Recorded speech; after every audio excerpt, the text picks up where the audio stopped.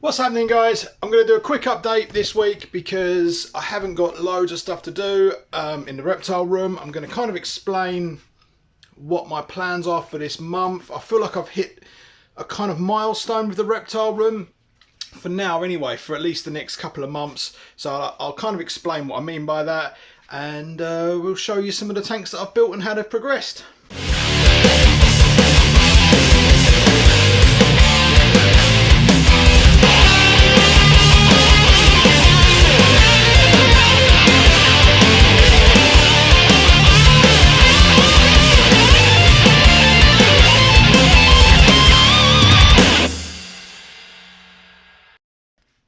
Okay, we'll start with Ty.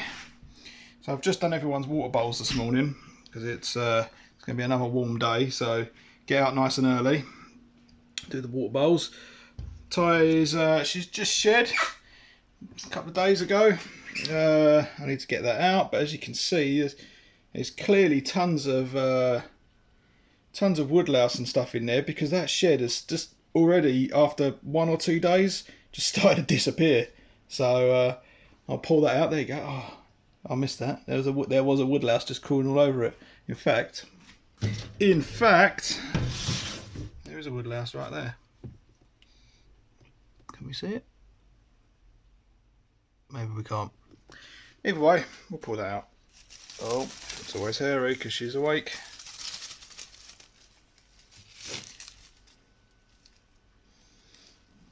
Pull the leaves off that out here, I reckon.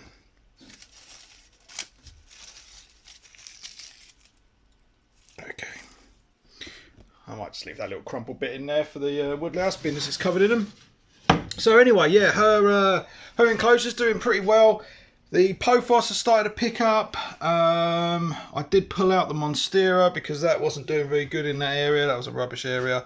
The Philodendron Scandens is starting to pick up. The soil, as you can see, we've got mushrooms growing in the soil on this side, so I'm really happy with that. That is a sign that the soil's nice and healthy. So obviously on this side it's almost completely bone dry. I do water a philodendron back there, but really that was the wrong place to put that as well. But yeah, so this is doing pretty well. She's climbing all over it. I'm nice and happy. The temperatures seem to stay okay. She's just, yeah, I'm happy with this one. Next up, we've got Mr. Pime. So this is the most recent snake enclosure that I built. As you can see, he is in the blue, so he's in shed at the moment. But yeah, this is doing absolutely great. He's had a little dig about on this side. The grass started to grow. He flattened it because obviously he's a snake.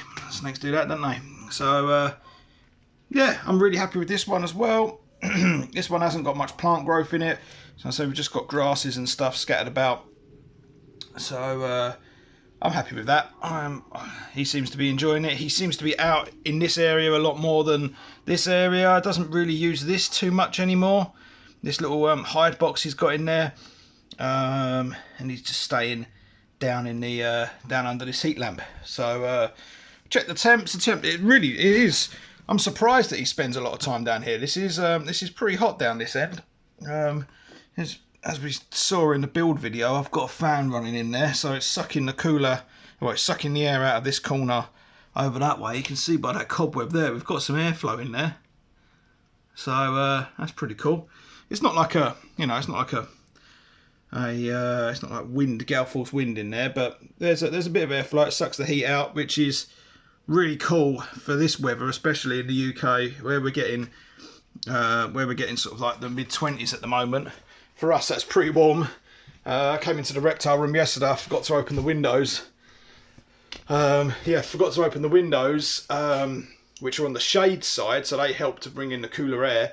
And I looked at the temperature, which is at the back end and at the top of the room. So it's not an ideal way of measuring the temperature in here, but that was saying 29 degrees. So as you can imagine, most of these vivariums were turned off. Yeah, so I've got to keep on top of that. Probably going to fit an extraction fan next week.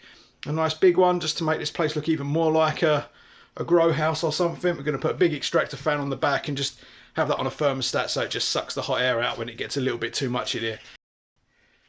So over in this corner, I've fitted a new shelf for my tools. Originally I had my tools on this shelf up here. And then my friend Nathan over at Wade's Wilderness gave me, I'm not sure these guys are out. They're not out, so I've just sprayed these, so they're nice and humid in there at the moment. But anyway, he gave me the Thai Pink Dragon millipedes. You probably saw them in the last video. So I sort of put them there. They're above my white spotted assassin bugs, who are about, there's one there. Since filming the video about these, I've actually made their soil a little bit deeper, kept this end a lot more humid, because I noticed that they were chucking out tons and tons of eggs, but I didn't really see much in the way of hatching. It's been a couple of months now, so I'm assuming something's gone wrong. So I'm going to try on the, I've taken all the eggs out anyway since, and I keep them in like a humid humid cricket tub with sphagnum moss. But I've tried to increase the overall humidity of this enclosure as well, and give them a lot more space, well, a lot more options. So yeah, I didn't film a video making this. I kind of wish I did now, because it came out really nice. But this is my lined day gecko terrarium. So all the plants in here, this has been running now for over a month, I think. I've already seen tons of growth in the peperomia up there, tons of growth in this. We've got some new leaves coming out, the philodendrons. The bromeliad is staying nice and colourful up there. This one hasn't, but every plant, got a big philodendron down here as well, Boston ferns, just tons of stuff. So, and everything seems to be doing pretty well. Nothing's died, nothing's looking rubbish. So yeah, I'm really happy with this one. Just keep on top of the spraying.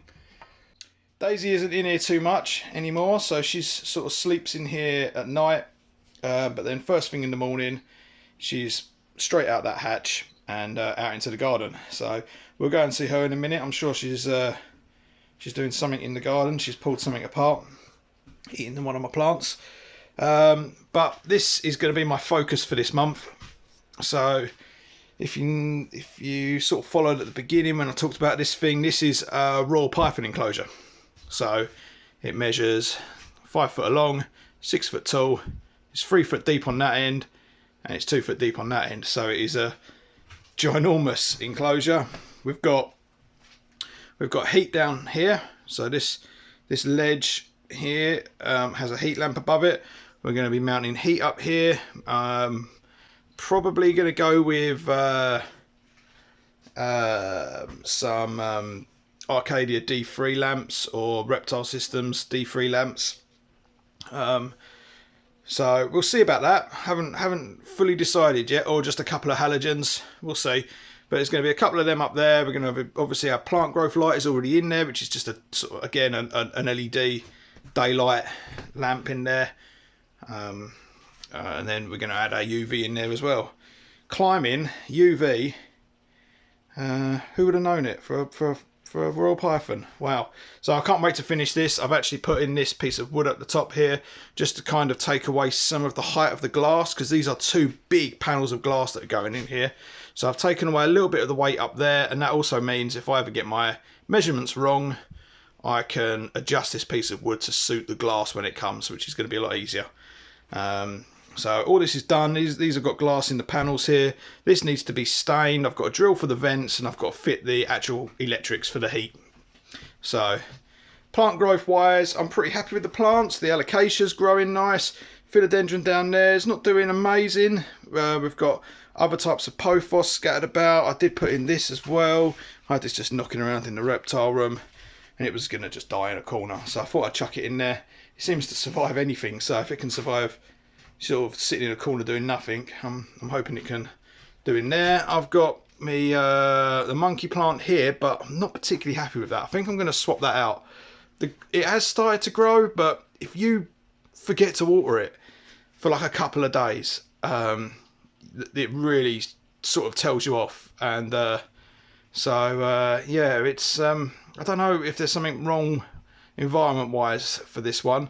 I thought it'd be pretty good in a sort of tropical enclosure, but yeah, something's not right. It doesn't like it too much.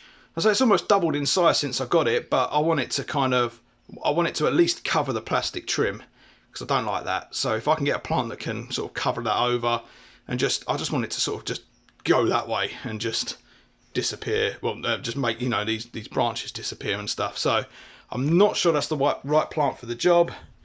I'm very reluctant to put Pothos in because I feel like we use it tons. So we'll see. I'll cross that bridge when we get to it. Right, let's go and see Daisy. Hello, Goose. Got some breakfast? Yeah, I made my duck a diving board.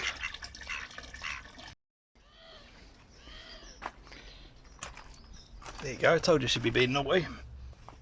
So, yep, I decided while we had some really good weather I'd put the cactuses outside. And that didn't take her very long to pull one of them down. Oh well, that cactus is gone now, isn't it? You might as well have the rest of that. Wow, okay. But anyway, this is Daisy. So she's doing pretty well. Her outdoor run is starting to pick up. Loads and loads of different types of grasses in here. I've got a bit of a couple of weeds that I don't want in here that are growing, so I have to keep pulling them every couple of days. But we've got a lavender over there that she's crushed. We've got rosemary here that she hides behind. And you've got blackbird there. Hello. Got rosemary there, Hebe there that she doesn't eat that Hebe, but she goes absolutely mad for this Hebe. So I've had to put a little, because that was about twice the size when I bought it. So I've had to put a little wooden shelter around it for now until it perks back up. But she's doing pretty well. She comes out here all the time. She comes down a little ramp. So she's got a few more weeds at the bottom here. She's got the pink nettle. She's got some stinging nettles, other grasses, but yeah, there's loads more seeds and stuff that are sort of waiting to perk back up. And I've got loads of stuff planted as well down the side of the reptile room that's for her as well. So she has a good varied diet of different plants, vegetables, and the weeds. So there's Daisy.